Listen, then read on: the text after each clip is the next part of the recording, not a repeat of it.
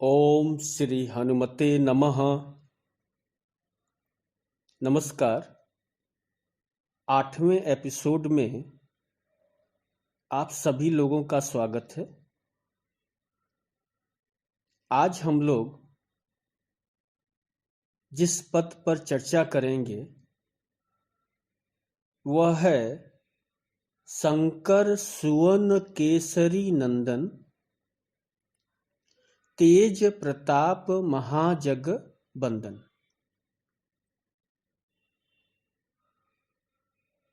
साधारण अर्थ इस पद का हुआ, हे हनुमान जी, आप शंकर के अवतार हैं। आप केसरी नंदन यानी केसरी जी के पुत्र हैं।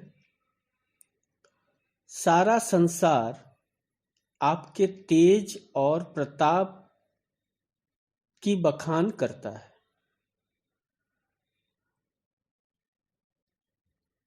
पुराणों और इतिहासों में श्री हनुमत चरित्र का अनेक रूप मिलता है। श्री हनुमान जी कहीं शंकर सुवन हैं, कहीं पवन तनय हैं, कहीं केसरी नंदन हैं, कहीं आंजनेय हैं और कहीं साक्षात रुद्रावतार के रूप में मौजूद हैं। आपको स्मरण होगा कि इसके पहले भी हम लोग इस बिंदु पर चर्चा कर चुके हैं। आज हम लोग सिर्फ रुद्रावतार पर थोड़ी सी चर्चा करेंगे। तो वायु पुराण के पूर्वार्ध में भगवान महादेव के श्री हनुमान रूप में अवतार लेने का उल्लेख मिलता है। अंजनी गर्भ संभूतो हनुमान पवनात्मजः यदा जातो महादेवो हनुमान सत्य विक्रमः। इसी तरह स्कंद पुराण में भी श्री हनुमान को स्वयं शंकर बताया गया है। यो वै चकादशो रुद्रो हनुमान स महाकपि अवतीर्ण सहायार्थ विष्णु रमित तेजसः। यानी 11वें रुद्र ही अमित तेजस्वी विष्णु की सहायता हेतु महाकपि हनुमान हुए। रुद्रावतार हनुमान की जो कथा हमें मिलती है वह है कि एक बार भगवान शंकर भगवती के साथ कैलाश पर्वत पर विराजमान थे। प्रसंगवश भगवान शंकर ने सती से कहा, प्रिय, जिनके नामों को रट रट कर मैं गदगद होता हूं, वे ही मेरे प्रभु अवतार धारण करके संसार में आ रहे हैं। सभी देवता उनके साथ अवतार ग्रहण करके उनकी सेवा का सुयोग प्राप्त करना चाहते हैं। तब मैं ही उससे क्यों वंचित रहूं? मैंने वायु देवता के द्वारा अंजना के गर्भ से अवतार लेने का निश्चय किया है।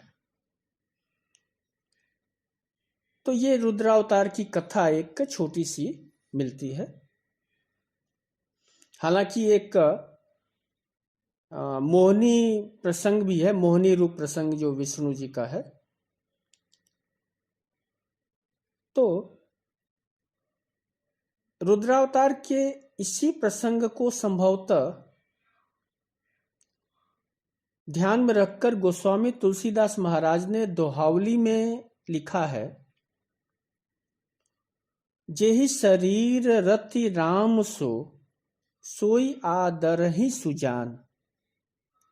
जेहि शरीर रति राम सो, सोई आदरहि सुजान। रुद्र देह तज नेह बस, बानर भे हनुमान। अतः इस विषय में गोस्वामी तुलसीदास महाराज का स्पष्ट मत है कि जिस शरीर के धारण करने से श्री राम से प्रेम और उनकी सेवा हो सके, वह शरीर आदरणीय है।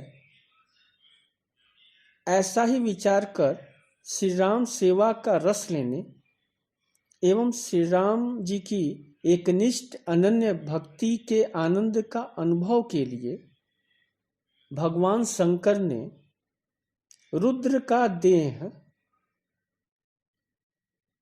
याद रखिए रुद्र का देह मतलब कि श्री राम के उपास्य का स्वरूप, उसको त्याग कर श्री राम के अनन्य सेवक हनुमान बन गए। कई प्रसंगों में रामचरितमानस के इस तरह की चीजें आपको मिल जाएंगी कि शिव पार्वती संवाद में शिव बार बार प्रभु श्री राम को अपना उपास्य मान रहे हैं और उधर श्री राम जी भी शिव जी को अपना उपास्य मान रहे हैं। तो ये देवों का, महादेव का, विष्णु का आपस में परस्पर जो संवाद चलता है, मैंने पहले भी कहा था कि तत्वतः ब्रह्मा विष्णु महेश एक ही है और इस बात की पुष्टि लगभग हमारे सभी ग्रंथों में अनेकों बार जो है इस चीज की चर्चा हुई है।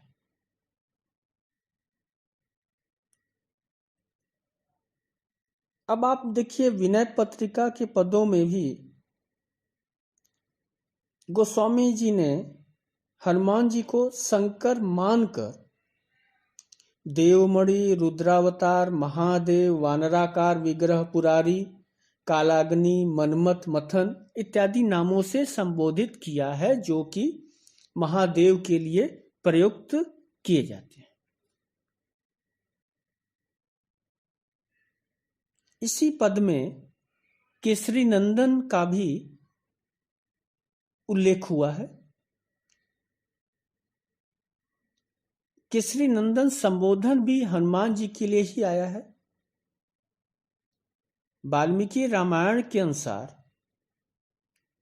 महाकपि केसरी सुमेरु पर्वत पर शासन करते थे और अंजना उनकी पत्नी थी।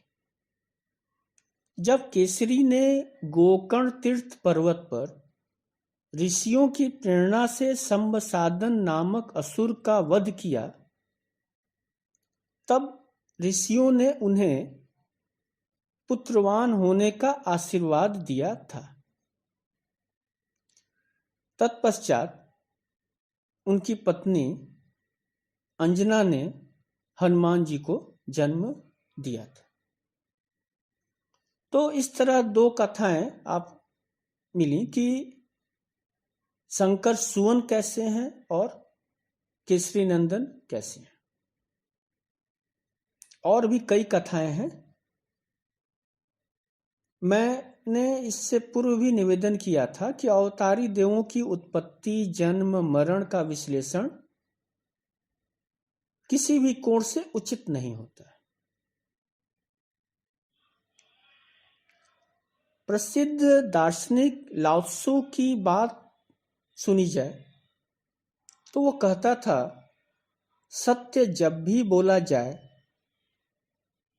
तो वह अपनी पूर्णता से खंडित होता जाता है। बड़ी अजीब बात है कि सत्य जब भी बोला जाता है तो वह अपनी पूर्णता से खंडित होता जाता है। यानी शब्द बोला और शब्द की मात्रा, शब्द में सत्य की मात्रा कम होती है। और इसका कारण है कि सत्य बोलते समय वक्ता अपने स्वाभाविक विकारों को भी जोड़ता जाता है।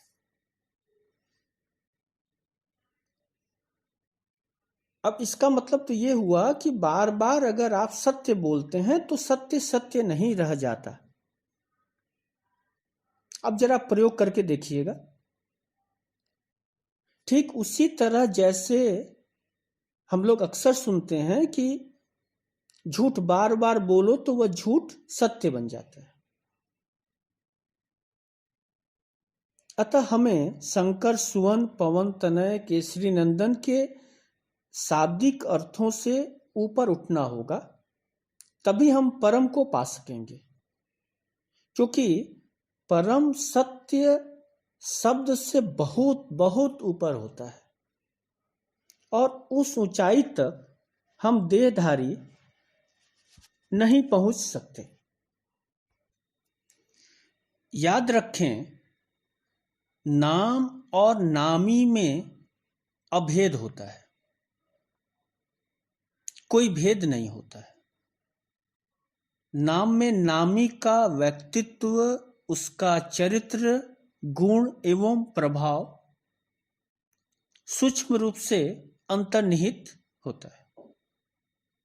अतः इसमें आश्चर्य नहीं कि हनुमान जी में शिवत्व भी है और जग को पावन करने की शक्ति भी है। हनुमान प्राण तत्व हैं और इसीलिए उनके अंदर तेज भी है, प्रताप भी है, और वह हो भी तो क्यों न हो, क्योंकि श्रद्धा और विश्वास का घनीभूत स्वरूप श्री हनुमान है। ऐसे व्यक्तित्व का वंदन जग करेगा ही जब प्रभु श्री राम बार बार करते हैं। रामचरितमानस के कई प्रसंगों में यह प्रशंसा हमको सुनने को मिल जाती है। सुनु कपि तोहि समान उपकारी, नहीं को सुर नर मुनि तनुधारी। प्रति उपकार करौं का तोरा, सन्मुख होहि न सकत मन मोरा। सुनु सुत तोहि उरिन मैं नाही, देखऊं करी विचार मन माही।